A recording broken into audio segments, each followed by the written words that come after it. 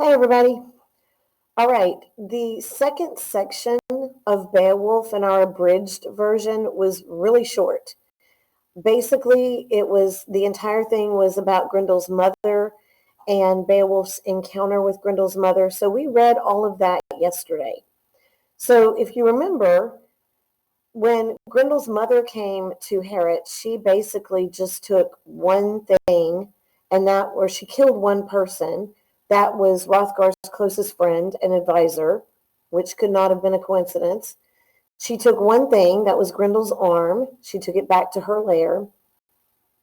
But Beowulf knew that this was sending a message. He knew that this was a direct message to Hrothgar and that Grendel's mother wanted revenge for him killing her son. So he knew that what she was doing wasn't going to stop, even though she had not been coming to the mead hall and killing indiscriminately the way that Grendel had. She had not been plaguing Hrothgar's people prior to this, but she now wanted revenge for her son. So she was going to be coming back until he dealt with her. So Beowulf goes to Grendel's mother, encounters her in her lair, battles her, and defeats her.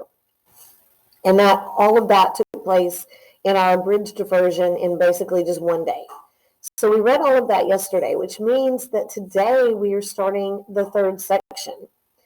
So you're going to do two things to get started with this. First of all, you're going to write a new journal topic. We're starting the third section, which is about sacrifice. Your journal topic is about sacrifice, so I want you to go on the stream and comment on that.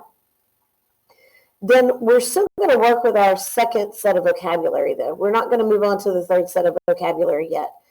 So we're still working with the vocabulary that was on page 20 in your study guide. That was on page 20. So today what you're going to do for the vocabulary is, like we've done before, you're going to go ahead and either draw yourself on paper or find online a picture to represent each of the vocabulary words. Now, remember the theory behind this, the theory behind learning vocabulary this way, or this helping you to learn vocabulary.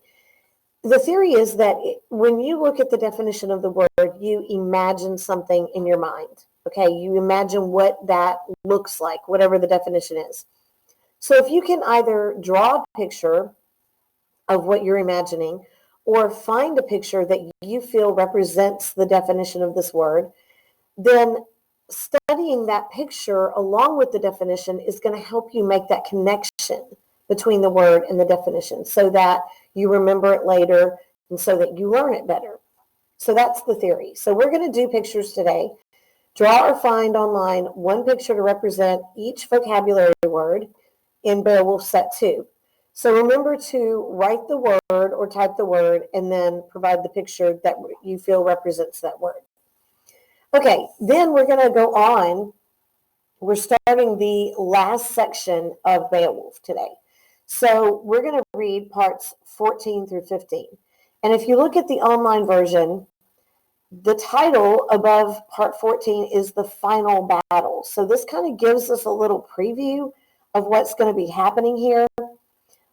What we don't know that is just summed up for us in the little summary above it is that 50 years have actually passed since Beowulf fought Grendel and Grendel's mother. And I know you're thinking, oh, wow, we really did sum up a lot. But in the actual original version of the story, it does the same thing. It skips 50 years ahead, and then when Beowulf is older, and he has actually become king of the Geats at this point, he encounters one last battle to fight. And so that's what you're going to read about today. And I'm not going to give anything away, but it does tell us in the little summary. Let's go ahead and read that. It says, Beowulf carries the head of Grendel to King Hrothgar. He returns gift-laden to the land of the Geats, and then he becomes king later, at some point through this 50 years. So 50 years later, it says he's now an old man. So we can kind of do the math. If Beowulf was maybe even in his 20s when he fought Grendel and Grendel's mother. And now 50 years have passed. He has to be in his 70s. So yeah, that is kind of, it's not ancient, but it is kind of old. It is. It's definitely old to be fighting in a battle. Okay, to be in your 70s and be fighting in a battle, that is pretty old. But it says he must fight a dragon who is angry because a thief had stolen a jeweled cup from its hoard of gold. So think about that for a minute. The dragon has a collection of treasure, basically, that he guards. Somebody, a thief, comes along and steals a cup from all of this treasure that the dragon has. Just one cup, one jeweled cup. And the dragon gets really angry at that. How dare this thief come in and steal his cup? So because of that, the dragon, and now remember, we're not in the land of the Danes anymore. We are in the land of the Geats. So this is Beowulf's own people at this point. The dragon, it says, starts laying waste to the Geats' land. So basically, he is burning and killing everything. He's a dragon, so he breathes fire. He's burning and destroying all of their land, their houses, their villages, their land. He's killing the people. So Beowulf has to stop him. Beowulf is the king at this point. So it says, Beowulf and 11 warriors are guided to the dragon's lair by the thief. So they get the thief and they're like, okay, look, you gotta fix this. You gotta make this right. So you're gonna show us where this dragon is. And then there is a huge battle to fight this dragon, to keep him from destroying all of their people and all of their land. Okay? So that is the final battle. That is Beowulf's final battle. He literally does go and fight a dragon. So it's not just some nondescript monster at this point. It's a literal dragon. All right, so back to your assignment. So you're going to read parts 14 through 15. And this is not going to completely take us through the whole battle, but it's going to take us through the majority of it. And then we're going to pick up with it tomorrow.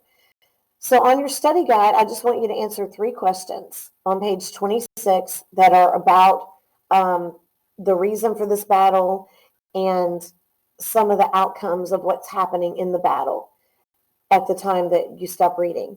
What you're going to turn into this assignment today are the vocab pictures and the answers to your 3 questions from the study guide.